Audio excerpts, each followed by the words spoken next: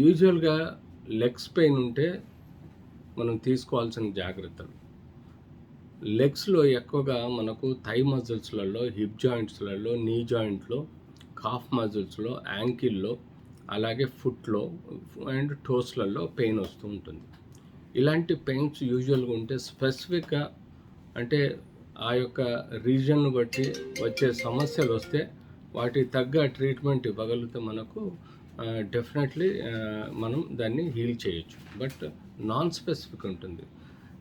Unusual non specific కారణాలు ఏవైతే ఉంటాయో వాటికి మనం యూజువల్గా పెయిన్ కిల్లర్స్ మనం డైక్లోఫెనాక్ సోడియం కానీ, ట్రమడాల్ కానీ, లేకపోతే కిటోర్లాక్ కానీ, అసిక్లోఫెనాక్ కానీ అవి బేసిక్గా విత్ కాంబినేషన్ ఆఫ్ పారాసెటమాల్ ఇవ్వచ్చు.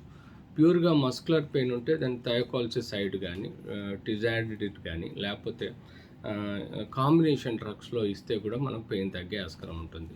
కానీ కొంతమందికి నొప్పి గోళీలు మారటం వలన కిడ్నీలు చెడిపోయే ప్రమాదం ఉంటే అలాంటి సమయాల్లో మనం ప్లెయిన్ పారాసెటమాల్ 500-650 మిల్లీగ్రామ్స్ ఇచ్చి వాళ్ళకి మనం రెగ్యులర్ కాన్స్టెంట్ ఫాలోఅప్లో ఉండడం అవసరం. దాంతోపాటు ఫిజియోథెరపీ కూడా అవసరం ఉంటుంది. కొంతమందికి విటమిన్ డి డెఫిషియన్సీ ఉంటుంది, కాల్షియం డెఫిషియన్సీ ఉంటే వాళ్ళకు వారానికి ఒకసారి విటమిన్ డి సప్లిమెంట్ 60,000 యూనిట్స్, అలాగే ఎండలో రోజు హాఫ్ అన్ అవర్ కూర్చోమని చెప్పాలి. కాల్షియం 500 మిల్లీగ్రామ్స్ రోజు ఇస్తూ వాళ్ళని రోజు physiotherapy and nutritious food, milk, calcium products, మనకు గ్రీన్ వెజిటేబుల్స్ లాంటివి ఇస్తే తప్పకుండా వాళ్ళకి ఒక న్యూట్రిషన్ సప్లిమెంట్ ఉండి వాళ్ళకి ఇట్లాంటి సమస్యలు రాకుండా చూసుకోవచ్చు.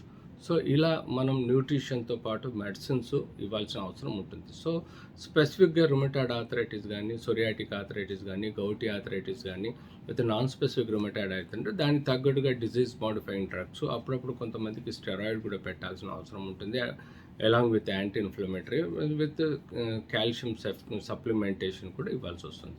ఇలా మనం కాళ్ళల్లో నొప్పులు ఉంటే ఇట్లాంటి స్పెసిఫిక్ మెడిసిన్స్ ఇస్తుంటే డెఫినెట్లీ వాళ్ళల్లో మనకు మంచి రిజల్ట్స్ రావడం, అంతేకాకుండా లోకల్ ఆయింట్మెంట్స్ రాసుకొని ఫిజియోథెరపీ చేయడం, లైట్ ఎక్సర్సైజెస్ ఇనిషియల్గా మొదలెట్టి తర్వాత మంచి ఫిజియోథెరపీ ద్వారా జిమ్ ఎక్సర్సైజ్ చేయటం వల్ల కూడా వాళ్ళకి కాళ్ళలో నొప్పులు తగ్గే ఆస్కారం కూడా ఉంటుంది.